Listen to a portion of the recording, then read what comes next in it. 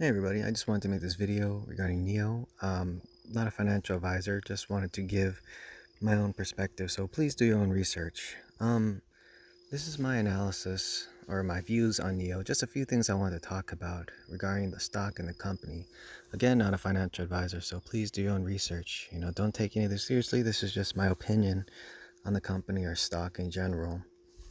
And this isn't anything go too technical, it's just my general overview and things I've considered and noticed throughout um the few maybe 6 or 7 years with trading and investing in both NIO and Tesla. So yeah, I just wanted to give my own perspective on a few things. So again, haven't gone through quarterly earnings yet, but I will check them out after. But I believe that this company can be profitable in about a year or two, and if it really wanted to be, it could have been profitable, or it could have reported profitability. But a lot of companies in a sense can, based on the forecast or projected earnings, or even current earnings, and depending on what they want to do in terms of capital expenditures, or how much they want to spend on things in general, if they want to cut down costs. So a company like NIO could actually be profitable very soon, probably in this year or next, if it really chose to be. But instead, the company is doing what a growth company should, which is expanding and investing currently. And it's really important that a company like NIO, which has cash on hand, invest now, because there's two reasons why. One is that cash is trash in a sense, and it truly is, not for you and I, the average person, but people who hold tremendous amounts of cash. With the way inflation is going, and it has been going, and it's projected to keep going, right? Just look at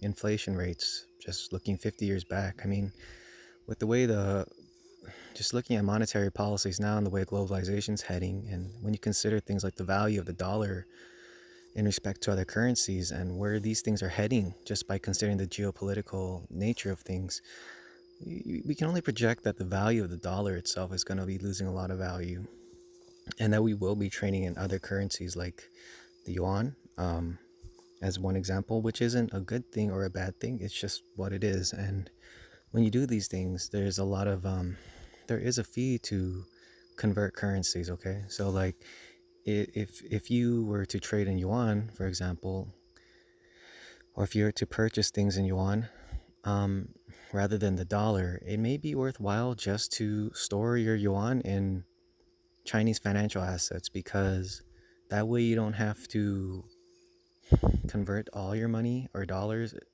yuan into dollars, but you can just invest it in safer assets in the Chinese markets, which is good for Chinese markets and good for the Chinese financial system. So over the long term, so that's something really heavily to consider. So like if we trade primarily in US dollars and now we trade more yuan, if it costs a fee to just exchange that, you might be, if you're trading large blocks, it might be better to just store your yuan in Chinese assets, and then eventually cash out on it later, or convert it later when conditions become better, or um, just store it as a form of storage of wealth in a sense.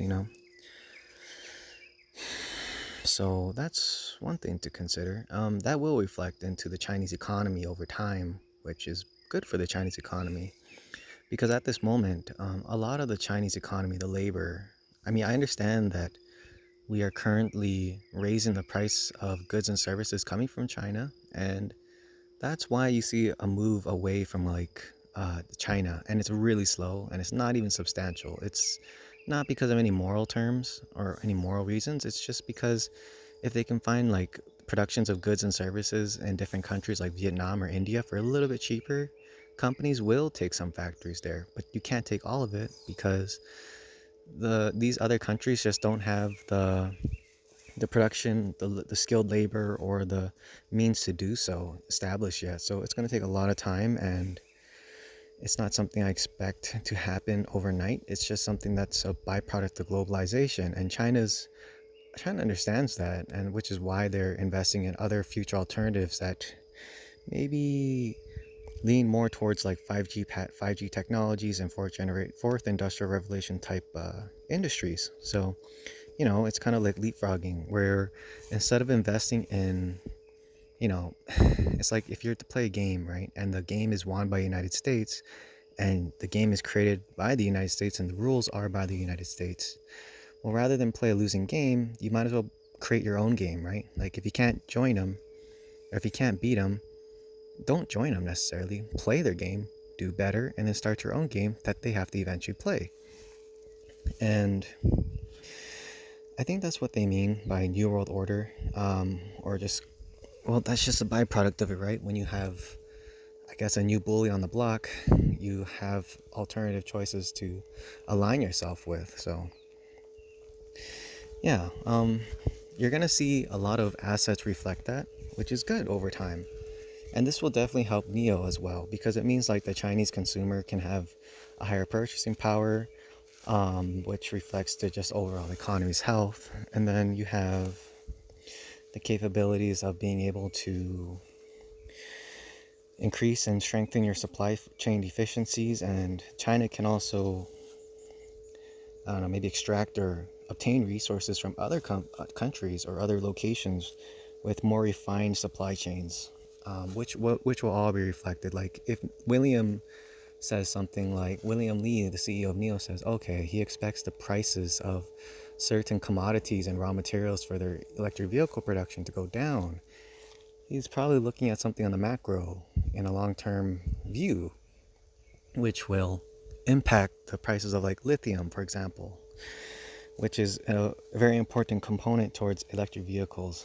So yeah, just based off the economy and where it's heading, you can't undermine that value towards a company like NIO and what it means for Chinese companies and the economy in general. It's going to be really good. It's going to reflect in these asset prices as well. And the more global dominance, geopolitically, economically, that China has, it will be reflected in their stocks and assets. And it will be reflected in the company's valuations. So it's like, here's another thing to consider. If we are really concerned about geopolitical tensions with China, well, why is it that other countries like Japan or the United States or Vietnam, or Indonesia, why are these stocks doing so well relative to China? Because if there was any kind of tension of China over Taiwan, or even Taiwan, all these other stocks are doing pretty well relative to China's performance in the past year. And like, why is that? Because if there were a war with China, um, Taiwan would be. Why are the Taiwan stocks doing so well? Why are Vietnamese stocks, Japanese stocks, US stocks doing so well? It's because, well, this is all manufactured, right? Basically, to suppress stock prices, anything can be done, and there can be any reason why, right? If you read the book The Intelligent Investor, there's always a reason why something happens. So like, there's always a reason why the market is grumpy in a sense. So if you feel like the stock is undervalued because it is financially or fundamentally or compared to other assets in its realm or industry, then it probably is. And eventually, the market has to catch up with reality. You cannot suppress prices forever. And we saw that. We saw huge rises, and not only um, during the phase of quantitative easing by the Fed, but throughout history. We'll see other stock markets or other stocks or other businesses or other assets just perform well over time. But it's trying to find a company that will last a long time, because eventually all companies go bankrupt, right? If you feel like 300 years back, 200 years back, or since the first founding of the stock market, how long have companies lasted for? They don't last from 300 or 400 years ago till now. Most of them are gone. So you have to find a company that's going to last for a long time, that's going to be relevant for a long time, but also growing and being able to capitalize on the new markets. And that is NIO. And it's like, if you look at the electric vehicle market, it's relatively new compared to the internal combustion engine, but when you have battery as a service and software as a service, which NIO provides, that's an even newer market in a new market. So you can't really undermine this. And that's why I think we see so many electric vehicle companies adopting battery as a service, because it's truly relevant and it's actually going to matter a lot. But even if it was relevant, there's no point in electric vehicle companies like NIO saying, okay, electric battery as a service is innovative and important for the electric vehicle company because of battery retention, over the long-term reduction of CO2 emissions, and better use of lithium. There'd be no point in saying that because NIO doesn't necessarily dominate the battery swap station. I mean, it does now, but there's so many traditional automakers that have so much money that they can invest into battery swapping stations that if they really wanted to pour their entire investment portfolio or investment cash into battery swap, they could easily catch up to NIO because of how much money they have. So it's best if NIO and Chinese companies just establish the infrastructure, plant it all out, and then say, hey, battery as a service is good because of XYZ. Okay? Another thing I want to talk about is the delivery numbers. In my opinion, delivery numbers aren't just because of so delivery numbers, it's really hard to get customers to purchase a premium electric vehicle that targets upper middle class, because basically what you're trying to do is that there's so many other things that the average Chinese consumer can purchase things with right now. Like if they do have cash on hand or if they do have money, they might be wanting to invest it in the stock market because, I mean, these are upper middle class Chinese and wealthy Chinese. So the average consumer in that demographic, maybe they would rather buy assets or a really discounted electric vehicle, even if it's not as good, or a Li Auto, which is hybrid because the licensing agreement is just more generous than electric vehicles. Because I think if you buy an electric vehicle, you can't go back to ICE or something, or ICE. So it might be more beneficial for them to just invest in stocks, assets, real estate now, and then eventually buy an electric vehicle later, when the economy picks up. So maybe in like 2025, when assets and the stock market and bond market, all these things pick up in value again as the economy recovers and they get more stability, then they can buy these luxuries, right? Does that make sense? Okay. And it's not only that, but if you have like upgraded vehicles, upgraded versions, wouldn't you just wait for that too? So I think that also reflects in the current prices in the delivery numbers of Q1, which makes sense to me. So it's like you might as well wait, right? So I don't see too many people actually considering that too much, or like what it means behind that. But yeah, there's just so many better places to put your money right now that a luxury vehicle isn't the best right now, but it will be, you know?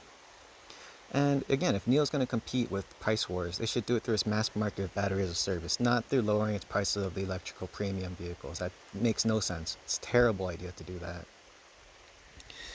that. Keeping prices high also justifies the amount of R&D expenditures capital expenditures they do. Okay. So what else did I want to talk about? I mean, I had a few other things, but I don't script any of this. It's just on the top of my head, unfortunately. Oh, okay. The stock itself. 2021, 2020, 2019, 2022, 2023. NIO has been one of the most traded stocks, like the top 10 stocks, okay? In 2020, between 2021 to 2022 and 2023, and 2020, okay? And then prior to that, it's been one of like the top 50 stocks. And so NIO is constantly in the top 10 traded stocks globally. That's not nothing at all. That's actually a really big deal, because that means you have a lot of people who have eyes on the company, but they have to see something substantial to raise the stock price, or the Fed just reverses course and then they start easing money again, which would inevitably help all assets in general. But yeah, I think the amount of the popularity of the stock itself and the popularity of the company truly matters. And it's so popular that it's doesn't really matter if there's no news regarding NIO. It's still popularly and publicly traded tremendously. It's one of the top 10 most traded stocks of like every year. So that's a really big deal. So we have a lot of eyes on the company. You have a lot of people looking to get in and out all the time. But there needs to be a substantially good enough reason. And I do think personally that the long-term outlook of the company is going to be really good, because even if NIO could be profitable by next year or the end of this year, would we really want that? Not if it means they won't expand, not if it means they won't invest, not if it means they will sacrifice short-term, they will sacrifice long-term strength for short-term profitability. That is very foolish. So in my opinion, when people say NIO is once NIO is profitable, it should be a stock will soar. I don't think so, because you want to see a company that's going to last a long time, that's going to be very profitable, and be a great return on investment, and then eventually offer dividends. So, yeah. With that being said, I do think that the company overall should do very well. And you know what? It could be that if we do see a pullback in the overall markets that have been doing very well, like the leading indices have, um, it you know, if we do see a pullback in large cap, that tech stocks that have been doing very well, maybe some of that money will trickle into other investments, because it is. I mean, it might be time to take some profit on the large caps, right? But who knows what institutions are thinking? And if they do end up taking if they do take profits on these large caps, where will the money go? Well, into other forms of available investments. So, that's something to consider. So overall, I do think that the company is doing relatively well. It's actually exceeded my expectations. But just because I think the company's great, just because I think the stock is a good stock as well, doesn't mean, you know, for me, it doesn't mean I'm just gonna not short the stock or buy puts or buy calls or trade the stock accordingly to how I think the stock will move. So yeah, I am overall positive on the company itself in the next decade. And but that doesn't mean the stock will always reflect that, because we've been in, I understand we are 20% up in the markets overall, but that doesn't necessarily mean that all companies are going to be doing it doesn't mean that all companies are going to be doing well. So there's always opportunities out there, and I think that's something really good to consider. So, with that being said, I hope you have a good day. Again, not a financial advisor, just giving my views. And you know what? Maybe it'll change after I look at earnings, but I don't think so. I honestly don't think so. There's not much that NIO can really tell me that we probably don't know as investors, okay? So, hope you have a good day. Take care.